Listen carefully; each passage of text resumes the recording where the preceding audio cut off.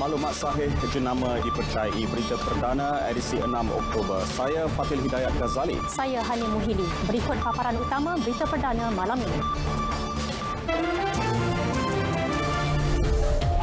Malaysia rekod 691 kes baharu tertinggi sejak COVID-19 melanda negara, 4 kematian dicatat.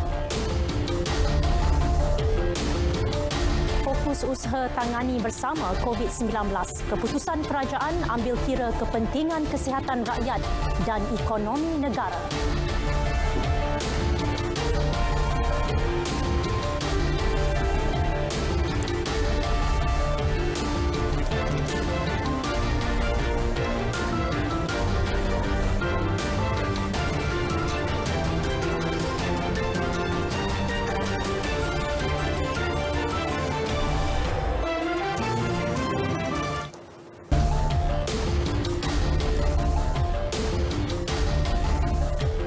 Fokus kepada usaha menangani COVID-19 secara bersama.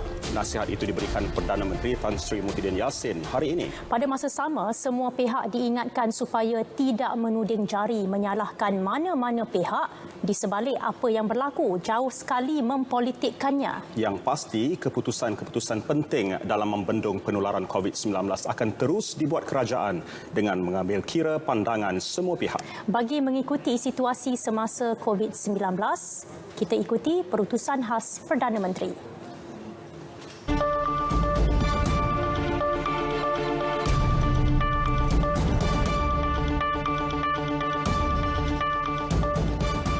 Bismillahirrahmanirrahim.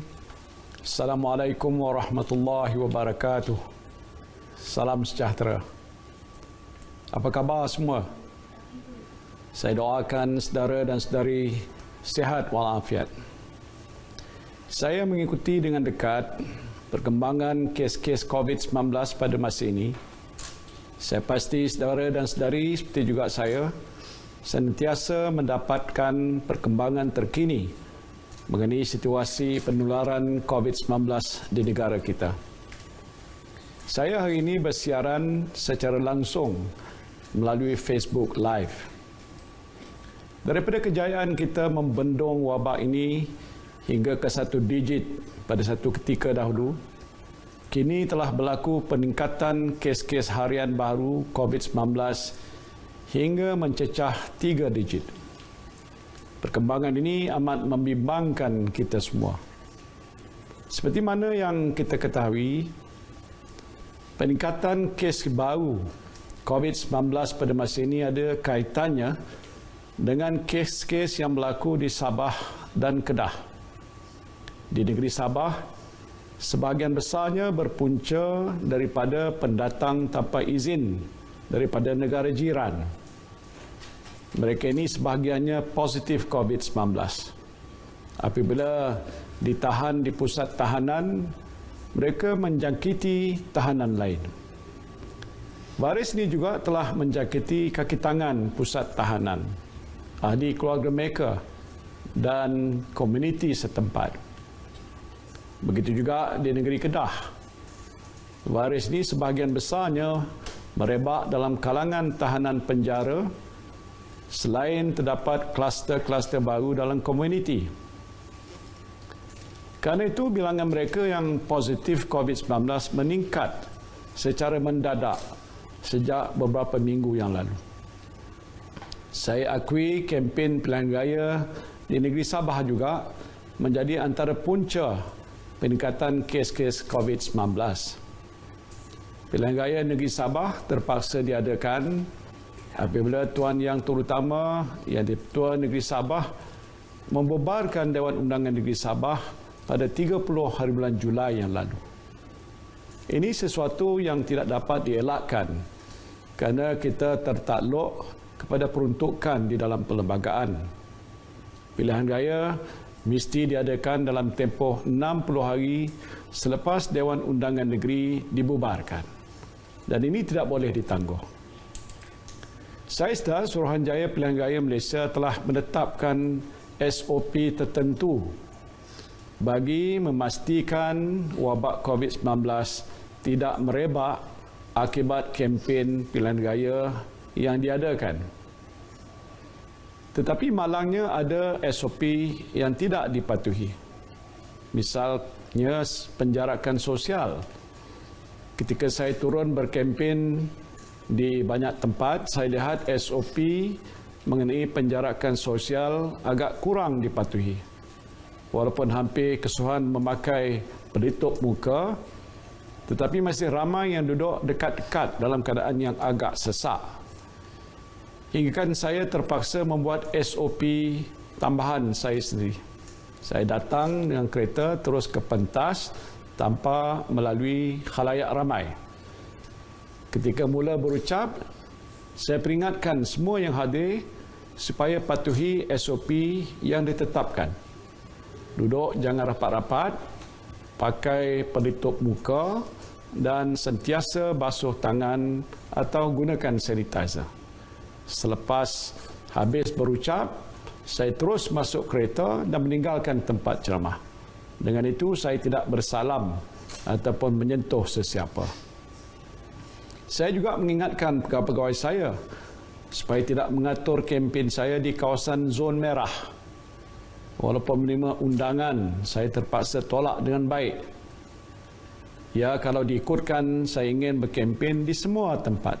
Tetapi saya juga memikirkan tentang kesihatan dan keselamatan orang ramai yang hadir ke tempat-tempat berkempen, pegawai-pegawai saya dan diri saya sendiri.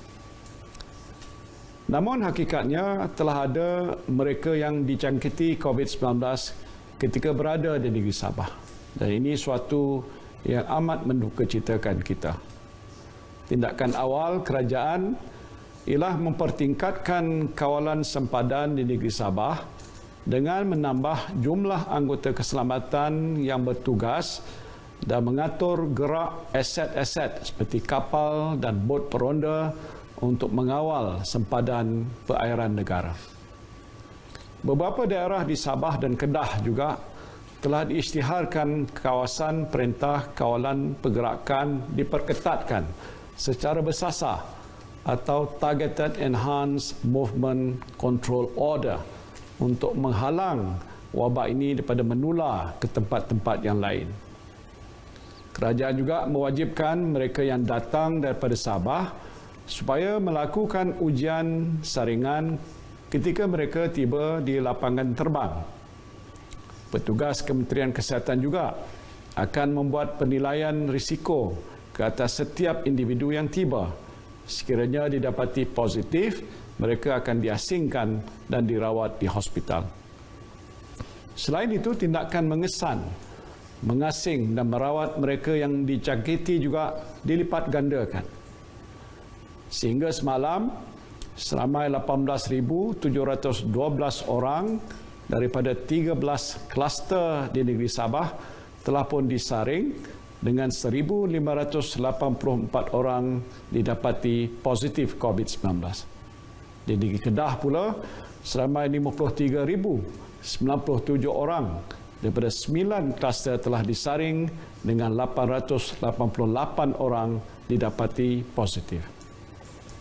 Semua yang didapati positif telah diasingkan dan dirawat di hospital. Langkah-langkah susulan sedang giat dijalankan untuk mengesan dan membuat saringan ke atas kontak rapat pesakit-pesakit COVID-19 yang telah dikenal pasti. Saya memberi jaminan bahawa usaha untuk mengesan kontak rapat adalah lebih mudah pada masa ini berbanding di peringkat awal penularan COVID-19 dahulu. Ini kerana 17 juta penduduk Malaysia telah menggunakan aplikasi MySejahtera. Dan jika dikira jumlah pengguna aplikasi ini beserta tanggungan atau pasangan mereka, ratusan rakyat yang menggunakan aplikasi MySejahtera dianggarkan telah melebihi 60%. Ini adalah satu perkembangan yang positif dalam usaha kita untuk menghadapi pandemik ini. Kita hidup dalam norma baru. Menggunakan aplikasi MySejahtera adalah antara norma baru yang mesti kita budayakan. Jadi saya menyeru kepada saudara dan saudari yang masih belum mendaftar dengan MySejahtera supaya segeralah mendaftar. Saya juga lebih yakin dengan kesiapsiagaan petugas barisan hadapan dan sistem kesihatan negara kita untuk membendung penularan wabak ini. Saya diberitahu oleh Ketua Pengarah Kesihatan Tan Sri Dr. Nur Hisham bahawa kita mempunyai ventilator, PPE, peralatan dan ubat-ubatan yang mencukupi. Jumlah katil di hospital-hospital yang dikhususkan untuk merawat pesakit COVID-19 juga mencukupi dengan kapasiti penggunaan pada masa ini sekitar 29% sahaja. Dan ini bermakna sistem kesihatan di negara kita lebih bersedia pada masa ini untuk menangani penularan wabak COVID-19 di dalam komuniti berbanding pada masa lalu. We are now better prepared than before in terms of experience and manpower. We know the behavior of the virus better and we have enough facilities and equipment. But we need to break the transmission of the virus. And the best way is to stay at home, especially in areas where targeted control movement order is enforced. We must flatten the curve. We did it before, and I firmly believe we can do it again. Saudara dan saudari yang saya kasihi sekalian, mengenai isu kuarantin, saya ingin tegaskan tidak ada double standard dalam mematuhi arahan kuarantin. Saya sendiri pada masa ini sedang menjalani kuarantin di rumah setelah saya mempengerusikan satu mesyuarat yang dihadiri oleh seorang menteri yang kemudiannya disahkan positif COVID-19. Ini adalah SOP yang telah ditetapkan oleh Kementerian Kesihatan Malaysia. Sebagai Perdana Menteri, saya tidak terkecuali daripada tertakluk kepada SOP. Ini adalah kali kedua saya menjalani kuarantin di rumah sejak pandemik COVID-19 melanda negara kita. Saya mesti patuh kepada peraturan. Bersama-sama saya yang dikehendaki menjalani kuarantin di rumah ialah 7 orang menteri dan 6 timbalan menteri. Semua mereka ini juga tidak terkecuali daripada mematuhi arahan kuarantin. Mereka mesti patuh kepada peraturan dan tindakan boleh diambil sekiranya mereka ingkar. Jadi COVID-19 ini tidak mengenal pangkat ataupun darjat. Virus ini boleh menjangkiti sesiapa saja. Dan oleh kerana itu SOP yang telah ditetapkan oleh pihak berkuasa mesti dipatuhi oleh semua orang. Walau apapun kita tidak boleh leka. Saya jangkakan kes-kes COVID-19 ini akan meningkat dalam waktu yang terdekat. Dan ini kerana pihak Kementerian Kesihatan sedang menjalankan ujian saringan secara lebih agresif, termasuklah di penjara dan pusat-pusat tahanan. Dan sejak beberapa minggu yang lalu, kes-kes positif dalam kalangan tahanan di penjara menyumbang kepada sebahagian besar peningkatan jumlah COVID-19 di negara kita. Sebagai Ketua Kerajaan, saya memantau secara dekat perkembangan kes-kes COVID-19 ini. Saya akan membuat keputusan-keputusan penting untuk membendung virus ini daripada terus menular dalam masyarakat kita. Dan ini termasuklah pelaksanaan perintah kawalan pergerakan diperketatkan secara bersasar ataupun TEMCO di kawasan-kawasan yang dikenal pasti sebagai zon merah. Walaupun berada dalam kuarantin, saya mengadakan sidang video secara harian dengan menteri-menteri dan pegawai-pegawai kanan kerajaan untuk mengurus COVID-19 ini. Ini adalah keutamaan saya pada masa ini. Inilah norma baru yang sering kita perkatakan. Yang penting ialah kita mesti bersama-sama dalam mengharungi keadaan yang sukar pada masa ini. Saya harap saudara dan saudari tidak mudah panik atau membuat kesimpulan sendiri berhubungan situasi yang sedang dihadapi oleh kita semua. Elakkan penyebaran berita-berita palsu yang boleh menyebabkan kita keliru. Keputusan-keputusan yang dibuat oleh kerajaan khususnya menerusi sidang khas Majlis Keselamatan Negara mengenai pengurusan COVID-19 ini adalah berasaskan kepada data, kepada fakta yang dikumpul menerusi sumber-sumber yang berotoriti. Saya tahu ramai di luar sana yang ingin memberikan pandangan kepada kerajaan mengenai pengurusan COVID-19 kerana anda semua prihatin. Ada yang menghantar mesej secara peribadi kepada saya. Ada juga yang membuat komen di media sosial. Saya amat mengalu-alukan pandangan saudara dan saudari sekalian. Semuanya saya berikan perhatian. Mana-mana pandangan yang baik, kita bincangkan di peringkat sidang khas Majlis Keselamatan Negara. Kerajaan sentiasa mendengar dan memperbaiki serta menerima teguran dalam menangani wabak COVID-19 ini. Yang penting ialah kita tidak mudah untuk menuding jari mencari kesalahan mana-mana pihak. Saya tahu ada pihak yang sengaja menangguk di air keruh pada waktu ini dengan mempolitikkan masalah yang sedang dihadapi oleh negara. Jangan kita pedulikan mereka. Kita mesti fokus pada usaha untuk menangani pandemik ini secara bersama-sama. Setakat hari ini kita tidak memikirkan soal melaksanakan perintah kawalan pergerakan di seluruh negara atau total lockdown. Langkah ini jika dilaksanakan sekali lagi boleh membawa kesan besar yang dikhawatiri akan meruntuhkan sistem sosial dan ekonomi negara. Na'udzubillah. Apa yang akan dilakukan oleh kerajaan ialah melaksanakan perintah kawalan pergerakan diperketatkan secara bersasar di kawasan-kawasan yang dikenal pasti mempunyai kes-kes COVID-19 yang tinggi. Dengan ini, aktiviti ekonomi dan sosial di kawasan-kawasan lain yang tidak terjejas boleh diteruskan dengan amalan SOP yang ketat dan penguatkuasaan undang-undang yang tegas. Saya percaya kesiapsiagaan sistem kesihatan kita akan membolehkan kita menangani penularan COVID-19 tanpa perlu kita menutup sektor-sektor ekonomi yang pernah kita lakukan sebelum ini. Setakat ini proses pemulihan ekonomi berjalan dengan lancar. Apa jua keputusan yang diambil kerajaan perlu mengambil kira kepentingan 15 juta rakyat kita yang sekarang ini keluar bekerja. Ini penting bagi menjamin kelangsungan hidup rakyat dan kestabilan ekonomi negara.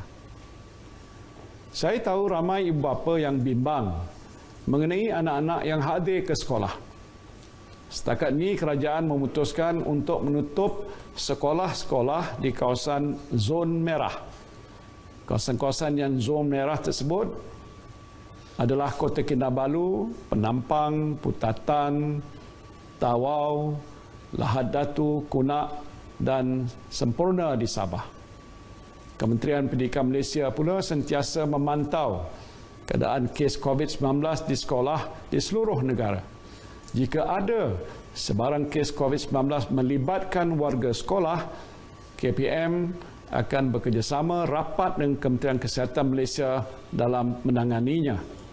Dan dalam hal ini, Kementerian Kesihatan akan memaklumkan kepada Kementerian Pendidikan langkah-langkah yang perlu diambil bagi menjamin kesihatan dan keselamatan murid, guru dan kaki tangan sekolah.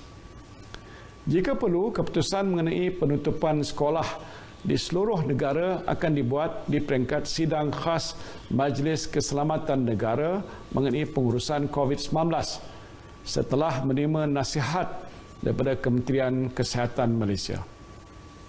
Sekiranya terdapat keperluan untuk menyekat pergerakan rentas negeri, sidang khas Majlis Keselamatan Negara akan berbincang dan juga membuat keputusan mengenainya. Saya memberi jaminan notis yang mencukupi akan diberikan kepada orang ramai sebelum sebarang keputusan dilaksanakan supaya tidak ada siapa yang terkandas. Saya diberitahu mesyuarat MKN yang dipengusikan oleh Datuk Seri Ismail Sabri, Menteri Kanan Pertahanan pagi tadi, telah membuat keputusan untuk menyekat pergerakan antara negeri Sabah dengan Semenanjung, Sarawak dan Labuan yang akan berkuat kuasa mulai hari esok. Setelah berbincang dengan Datuk Seri Ismail Sabri, saya telah membuat keputusan untuk memberi lebih banyak masa sebelum sekatan ini dilakukan. Keputusan ini saya buat bagi mengelakkan ramai penumpang yang bakal terkandas akibat kesuntukan masa membuat perubahan kepada jadual perjalanan mereka. Dan tarikh baru sekatan pergerakan antara negeri Sabah dengan Semenanjung akan berkuat kuasa mulai 12 Oktober 2020 jam 12.01 tengah malam hingga 25 Oktober 2020. Kerajaan juga sedang meneliti cadangan untuk menghadkan majlis dan perhimpunan orang ramai bagi mengurangkan kebarangkalian jangkitan wabak COVID-19 ini. Ini termasuklah persidangan-persidangan besar, kenduri kahwin serta majlis perhimpunan orang ramai. Walau bagaimanapun, kerajaan akan mendapatkan input daripada KKM terlebih dahulu sebelum melaksanakannya, termasuklah cadangan mengadakan SOP tambahan jika perlu. Yang amat dikehendaki pada masa ini ialah kita semua mesti patuh kepada SOP dan arahan yang dikeluarkan oleh kerajaan. Petugas di barisan hadapan dari agensi-agensi penguatkuasaan akan dikerah semula ke tempat-tempat awam untuk memastikan pematuhan ini. Jika ada yang melanggar undang-undang, hukuman kompaun dan lain-lain akan dikenakan tanpa mengira pangkat dan darjat. Maaflah jika Abah ini mula menggunakan rotan sekarang. Marilah kita hadapi perang menentang COVID-19 secara bersama-sama. Ingat, kita pernah berjaya melandaikan lengkung jangkitan COVID-19 sebelum ini. Saya percaya dan yakin kita akan dapat bersama-sama melandaikannya sekali lagi. InsyaAllah, kita doakan mudah-mudahan kita semua akan menang akhirnya. Terima kasih. Wabillahi taufiq wal hidayah. Wassalamualaikum warahmatullahi wabarakatuh.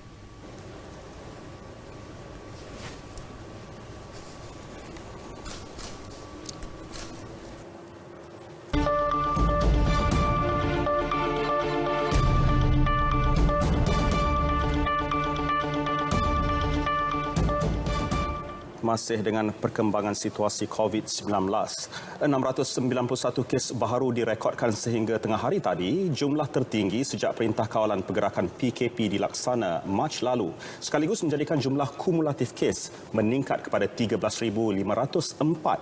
87 kes sembuh turut dilaporkan menjadikan jumlah kumulatif kes sembuh 10,427. Bagaimanapun, 4 kematian dilaporkan menjadikan jumlah kumulatif 141 kes. Berikut data situasi terkini COVID-19 diikuti kes positif harian mengikut negeri-negeri.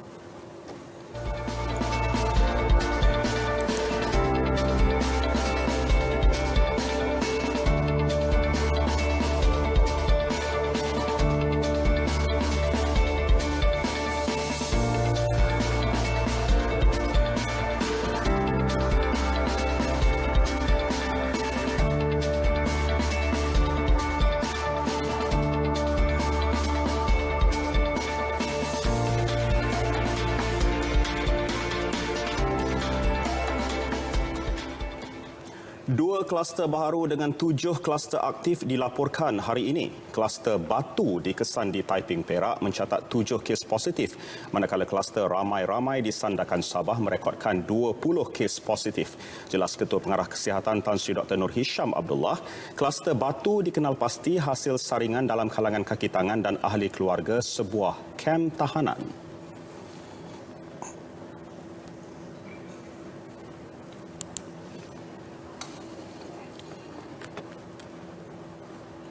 Sehingga 6 Oktober 2020, 12 tengah hari, sejumlah 826 60 individu telah disaring. Keputusan saringan adalah seperti berikut. 7 kes dikesan positif COVID-19, 182 individu dikesan negatif dan 671 individu masih menunggu keputusan. Jumlah jangkitan masih dalam siasatan. Kluster yang kedua ialah kluster ramai-ramai Sabah. Kluster baru ini telah dikenal pasti di Sandakan Sabah. Kes indeks kluster ini iaitu kes 12,161, merupakan seorang pemandu bas dan mengalami gejala sakit tekak dan demam bermula 27 September 2020. Kes dikesan positif COVID-19 pada 3 Oktober 2020 dan telah dimasukkan ke Hospital Duchess of Kent, Sandakan. 7 kluster aktif pula ialah kluster Tembok melibatkan 394 kes baharu, kluster Bangau-Bangau 30 kes baharu, kluster Jalan Meru 15 kes baharu, kluster Bah Sintok 3 kes baharu, kluster Benteng PK 2 kes baharu, kluster Selasih 1 kes baharu dan kluster Embun juga 1 kes baharu. Kedah terus mencatatkan jumlah kes baharu tertinggi hari ini dengan 397 kes. Sebahagian besar atau 394 kes datang daripada kluster Tembok. Untuk kluster berkenaan, 391 kes melibatkan warga negara, manakala 3 lagi bukan warga negara. 3 kes baharu selebihnya datang daripada kluster Bah Sintok yang melibatkan warga negara. Sabah pula mencatatkan 219 kes baharu dengan 120 kes melibatkan saringan bergejala, terdiri daripada 117 warga negara dan 3 bukan warga negara. 36 kes lagi melibatkan saringan komuniti yang membabitkan warga negara dan 30 kes daripada kluster Bangau-Bangau. Selangor juga merekodkan kes baharu yang tinggi hari ini, 38 kes. Daripada jumlah itu, 17 melibatkan saringan pulang dari Sabah dan 11 daripada kluster Jalan Meru. Bermula 12 hingga 25 Oktober, sekatan perjalanan masuk dan keluar dari Sabah akan dikuatkuasakan berikutan peningkatan kes COVID-19. Sekatan perjalanan itu turut meliputi perjalanan dari Sabah ke Semenanjung, Sarawak dan Labuan. Menteri Kanan Keselamatan Datuk Seri Ismail Sabri Yaakob memaklumkan pengecualian khas hanya diberikan kepada kes-kes tertentu seperti kecemasan, kematian dan perkhidmatan penting yang perlu mendapat kebenaran daripada Kementerian Kesihatan KKM. Mereka yang telah mendapat kebenaran perlu menjalani ujian saringan oleh KKM setibanya di pintu masuk destinasi masing-masing. Bagi pergerakan masuk ke Sabah pula, kebenaran akan diberi kepada beberapa kategori iaitu rakyat Sabah yang memegang MyCard Kod H dan pasangan kepada rakyat Sabah yang memiliki pas imigresen Malaysia atau bukti perkahwinan dan sijil lahir anak. Selain itu, kebenaran turut diberi kepada pekerja bidang perkhidmatan perlu yang mempunyai pas imigresen Malaysia yang sah tempoh dan pelajar bukan rakyat Sabah yang mempunyai kad pelajar daripada Jabatan Imigresen Malaysia Sabah. Turut dibenarkan pemas tautin tetap Sabah yang memiliki MyPR Kod H atau kad permit masuk atau endorsement permit masuk dalam pasport. Bagi anggota perkhidmatan awam persekutuan yang berkhidmat di Sabah, mereka perlu mendapatkan cap Seksyen 66-1-D Akta Imigresen 1959-63 di Pejabat Imigresen Sabah setelah masuk ke negeri itu. Mereka yang ingin memasuki Sabah perlu membuat permohonan kepada Jabatan Ketua Menteri melalui Pejabat Hal Ehwal Dalam Negeri dan penyelidikan untuk pertimbangan dan perlu menjalani ujian saringan COVID-19 setibanya di pintu masuk destinasi masing-masing.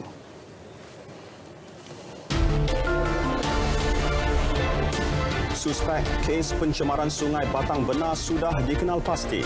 Teruskan bersama berita perdana untuk paparan penuh.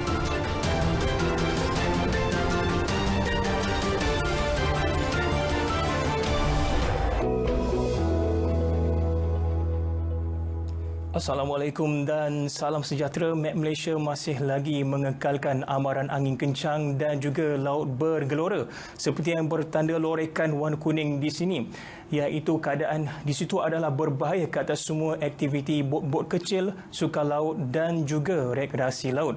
Sementara itu, bagi amaran cuaca waspada di utara Semenanjung Malaysia, Met Malaysia masih lagi menjangkakan hujan lebat boleh berlaku di kawasan sekitar negeri Perlis, Kedah dan juga Pulau Pinang.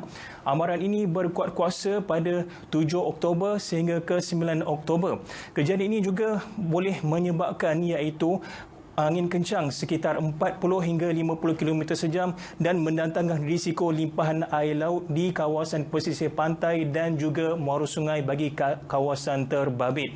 Bagi keadaan cuaca semasa pula, hujan berserta ribut petir masih lagi berterusan di kawasan daerah Hulu Perak, sekitar negeri-negeri di kawasan pantai timur iaitu Kelantan dan juga Terengganu, termasuklah daerah Jerantut negeri Pahang.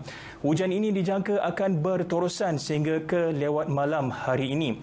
Berbeza pula hal keadaan di negeri Sabah dan juga Sarawak. Hujan dikesan di kawasan bahagian Kuching, Betong, pedalaman Kapit, Bintulu dan juga bahagian Sanakan negeri Sabah. Ramalan cuaca keesokan hari, cuaca pagi dimulai dengan satu garis badai masih lagi boleh terbentuk di kawasan Selat Melaka memasuki pesisir pantai barat Semenanjung, kemudian menjelang ke tengah hari pula ia memasuki ke pedalaman dan berakhir di kawasan sekitar negeri Kelantan, Terengganu dan juga Pahang. Walaupun keadaan cuaca sedikit lembap di Semenanjung, berbeza pula hal keadaan di negeri Sabah dengan tumpuan hujan akan lebih tertumpul di kawasan Sanakan dan juga bahagian Limbang, negeri Sarawak. Sekian dahulu laporan cuaca buat malam ini. Dapatkan informasi cuaca di laman sesawang dan juga media sosial kami. Saya Abdul Aizat. Assalamualaikum.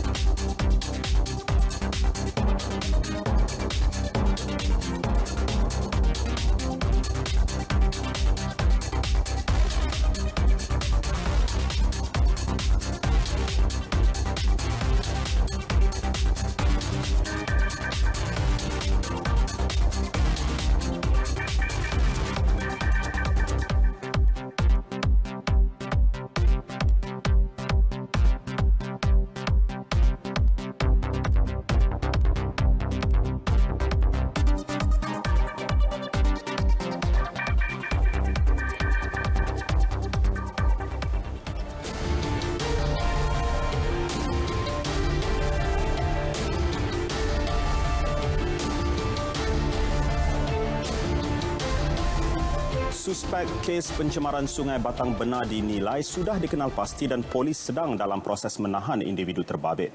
Timbalan Ketua Polis Negeri Sembilan SAC Cik Zakaria Othman mengesahkan suspek bukan penduduk tempatan, sebaliknya berasal dari negeri lain. Pihak polis sedang menjejaki suspek. Kami berharap dalam masa terdekat kita akan dapat tangkap suspek itu dan dia akan dibawa balik ke negeri Seremban, Negeri Sembilan. Beliau meninjau kawasan industri di Jalan Emas, kawasan perindustrian nilai yang dikenal pasti sebagai lokasi utama punca pencemaran. Sementara itu, Exco Negeri S. Verapan yang turut meninjau lokasi itu berkata, kerja pembersihan di lokasi pencemaran sedang dijalankan. Manakala hasil analisis sampel oleh Jabatan Kimia dijangka diketahui dalam tempoh terdekat, sama ada sisa buangan itu sisa buangan berjadual ataupun tidak. Sementara itu, bekalan air di semua 274 kawasan terjejas dijangka pulih secara berperingkat mulai esok sehingga 6 petang Jumaat selepas loji rawatan air LRA Sungai Semenyih telah memulakan operasinya pagi tadi. Ketua Pegawai Eksekutif Pengurusan Air Selangor Suhaimi Kamarul Zaman berkata, pada masa ini proses penstabilan rawatan air sedang dijalankan sebelum mula diagih kepada pengguna terawal mulai 12.30 malam ini.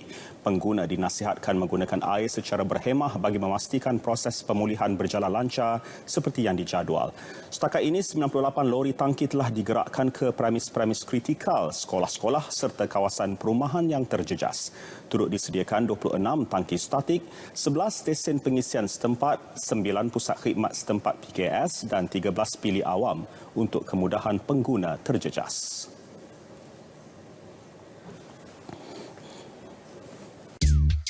Ini Kia. Kia telah menjual keripik selama 8 tahun. Dia antara peniaga yang terjejas akibat serangan pandemik COVID-19. Tapi Kia tak putus asa. Dia mencuba untuk memasarkan barangannya atas talian di pelbagai platform. Maka tercetuslah Kia e-Keripik. Kia juga mengambil inisiatif untuk menaik taraf sistem internet di kedainya. Hasil usaha Kia dalam memasarkan keripiknya membuahkan hasil. Setiap hari makin meningkat tempahan untuk keripik Kia. Dia juga telah membuka peluang kepada orang lain untuk menjadi ejen keripiknya. Dengan itu, Kia mampu mengedar keripiknya ke seluruh negara. Malah, pelbagai medium digunakan oleh Kia untuk menghantar keripik kepada pelanggan dan ejennya. Walaupun hanya di rumah, jualan Kia kini lebih laku daripada sebelumnya. Dia juga berjaya mengembangkan ekosistem bagi orang lain dalam mencari mata pencarian mereka. Jom kita contohi semangat Kia. Ke arah kehidupan digital Malaysia, didukung oleh TM.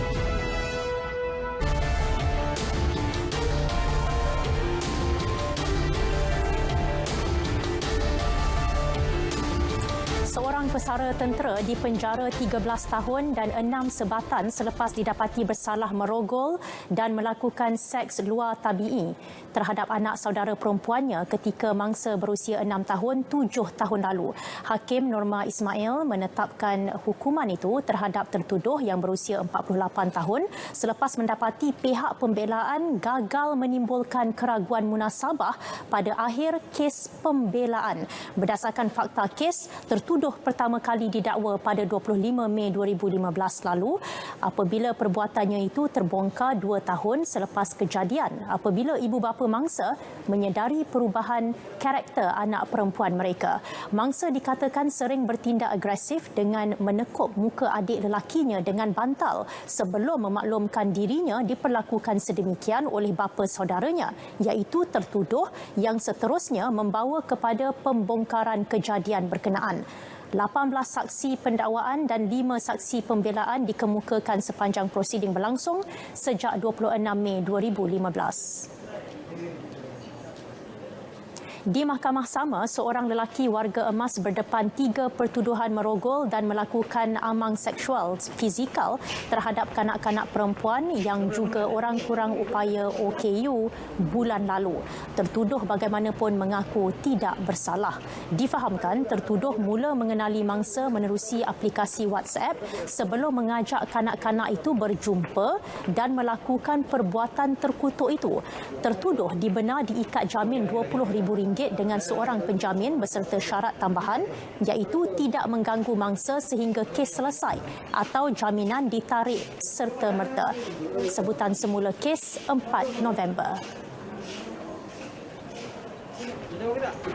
Boleh.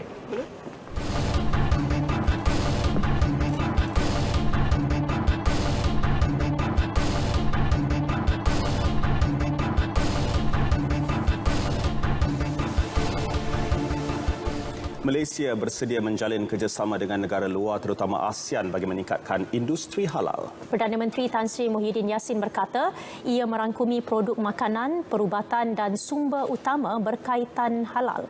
Menteri di Jabatan Perdana Menteri Ekonomi Datuk Seri Mustafa Mohamed membacakan teks ucapan Perdana Menteri pada Persidangan Halal Sedunia 2020.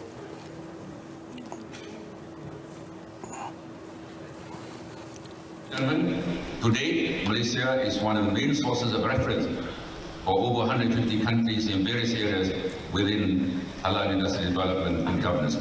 As the current chairman of the Asia Pacific Economic Council APEC, I would like to call upon all APEC countries, all APEC nations to collaborate with Malaysia to make halal products more readily available, affordable and sustainable.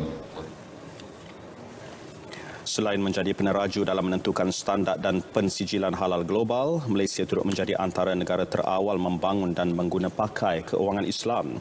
Justru beliau yakin industri halal mempunyai potensi untuk berkembang di peringkat domestik dan global. Lembaga Minyak Sawit Malaysia MPOB akan menerapkan konsep pengurusan sumber manusia dalam kalangan syarikat dan pengusaha ladang kelapa sawit menerusi program Jerayawara ke seluruh negara. Ketua Pengarahnya Dr. Ahmad Parviz Gulam Kadir berkata ini bagi memastikan pemain industri menguruskan pekerja mereka dengan baik sekaligus mengelak wujudnya isu penggunaan buruh paksa.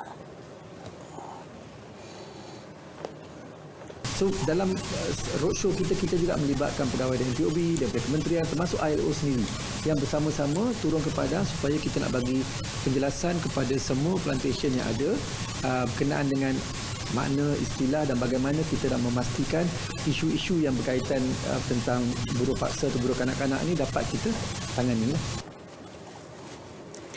Beliau ditemui media pada majlis makan tengah hari bersama pengamal media. Dr. Ahmad Parviz mengulas tindakan Amerika Syarikat menyekat import minyak sawit dan produk berkaitan dari syarikat pengeluar tempatan atas dakwaan wujudnya penggunaan buruh paksa dalam proses pengeluaran. Ya, skuad The Boss Gorus kabarnya kini dalam proses pensuastaan. Untuk mendapatkan maklumat lanjut tentang perkara itu, segmen sukan bersama dengan Syairul Islam malam ini. Syairul. Teruskan.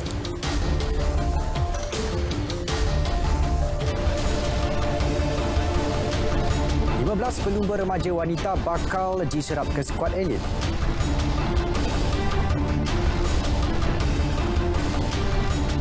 Felix Cavani Traore kini milik The Red Devils.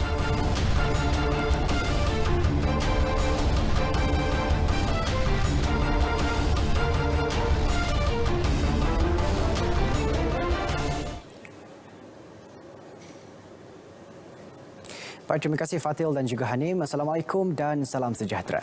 Saudara, skuad seladang akan menggunakan nama Perak FC berbanding Bos Gorus FC BGFC selepas diswastakan nanti.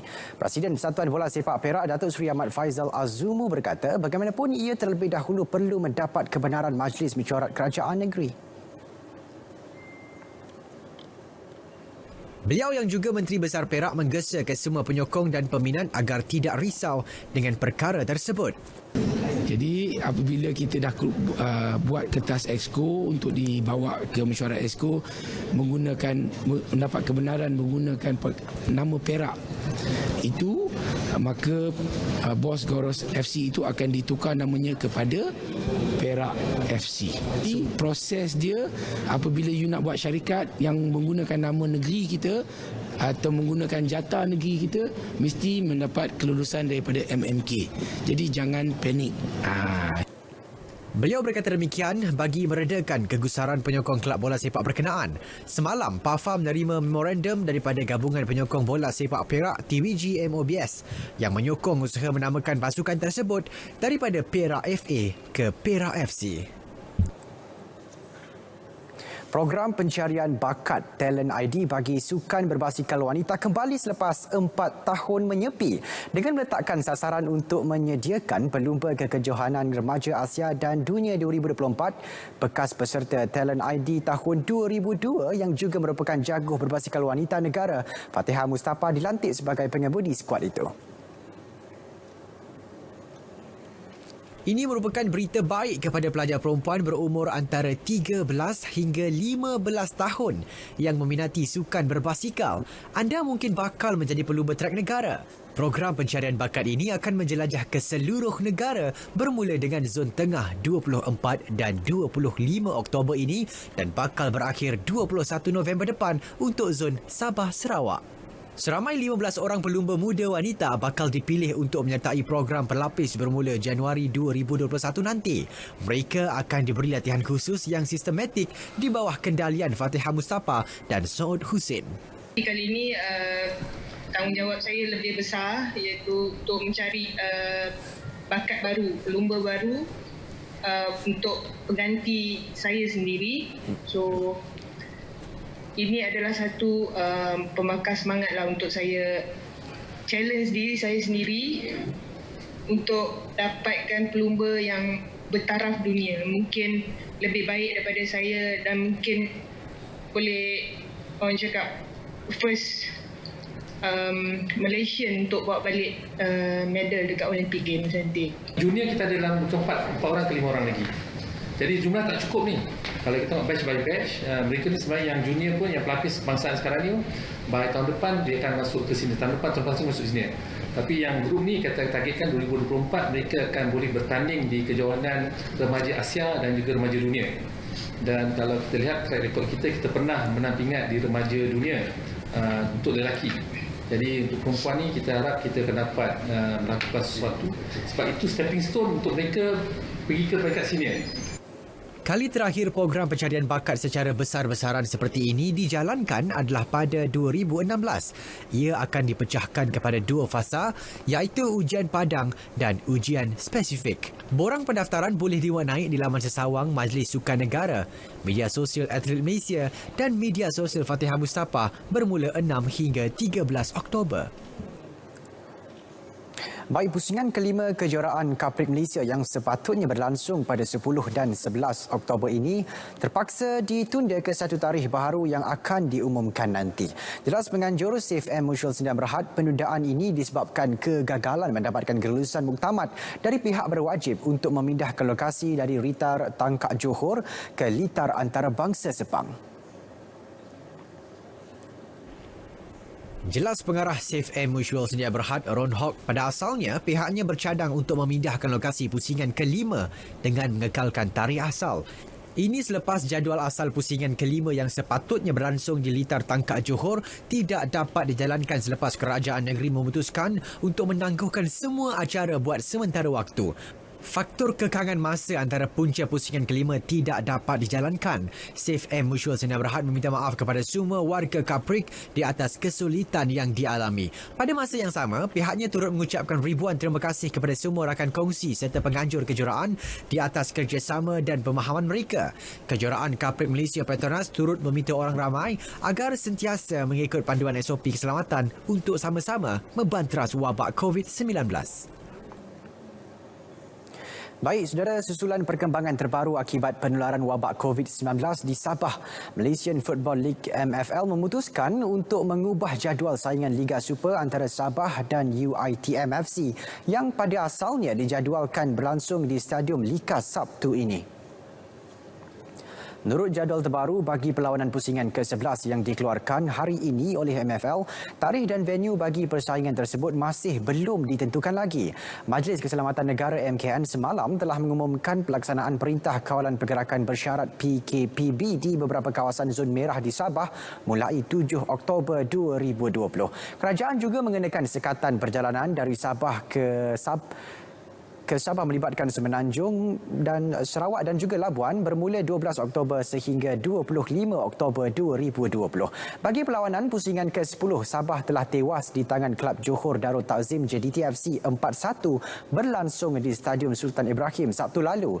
Ia merupakan perlawanan terakhir yang melibatkan pasukan dari negeri di bawah bayu itu. Kedah berjaya menghidupkan peluang bermain di saingan Piala AFC musim depan selepas menewaskan Melaka United di Stadium Bola Sepak Kuala Lumpur Ceras. Menerusi kemenangan ini, Kedah naik ke tangga kedua Liga Super dan hanya perlu seri apabila berhadapan Perak pada aksi terakhir Sabtu ini untuk menamatkan saingan musim ini di tangga kedua. Skuad Lang Merah mempertaruhkan penjaga gol muda Azri Abdul Ghani yang beraksi buat pertama kali selepas kedua-dua penjaga gol utamanya cedera. Percaturan itu nyata tidak sia-sia apabila Azri cemerlang menewaskan beberapa percubaan berbahaya pemain Melaka, antaranya Uche Agbah dan Sony Nord. Skuad Aidil Syahrin Sahak turut memperoleh beberapa peluang menerusi Badrul Bakhtiar dan Kepa Sherman namun gagal membuahkan gol. Akhirnya gol tunggal perlawanan hadir pada minit ke-19 menerusi tandukan Muhammad Syakir Hamzah hasil sepakan sudut Kepa Sherman. Kedah berjaya mempertahankan kelebihan 1 gol ini sehingga tamat perlawanan. Saudara, paparan sukan berakhir di sini. Kita kembali bersama saudara Fatil dan juga Hanim untuk paparan selanjutnya. Silakan. Terima kasih Syahrul.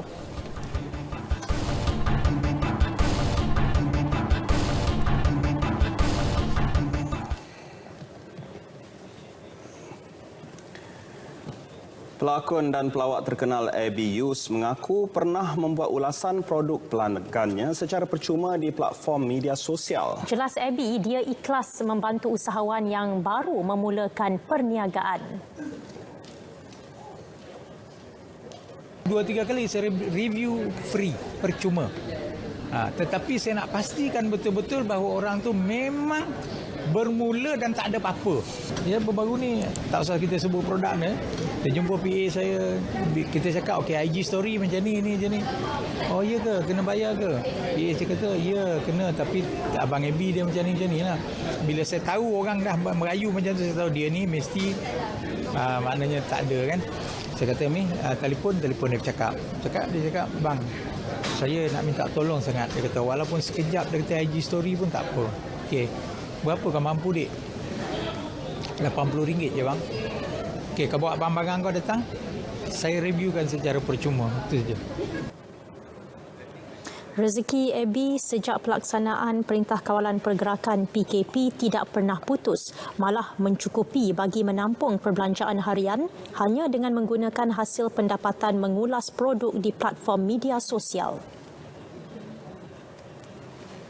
Dan ini pula mengenai kumpulan Raihan. Mereka sepatutnya mengadakan persembahan sempena Sukan Olimpik Tokyo 2020. Mereka bagaimanapun redha apabila persembahan dibatalkan kerana Olimpik Tokyo ditunda ke tahun depan. Sepatutnya kalau ditakdirkan bulan 8 ni lah, bulan 8 itu kita berada di Tokyo untuk orang kata persembahan Islam di Tokyo sempena Tokyo 2020 Olimpik ni kan. Tapi apakan daya dengan takdir sebegini, insya-Allah mudah-mudahan kita doakan tahun depan kita dijumpa lagi di sana. Baiklah, perkabaran tentang kumpulan Raihan itu menutup berita perdana edisi 6 Oktober. Terima kasih kerana setia bersama kami. Terus patuh SOP PKPP, kita sama-sama putuskan rantaian jangkitan COVID-19. Assalamualaikum. Salam hormat.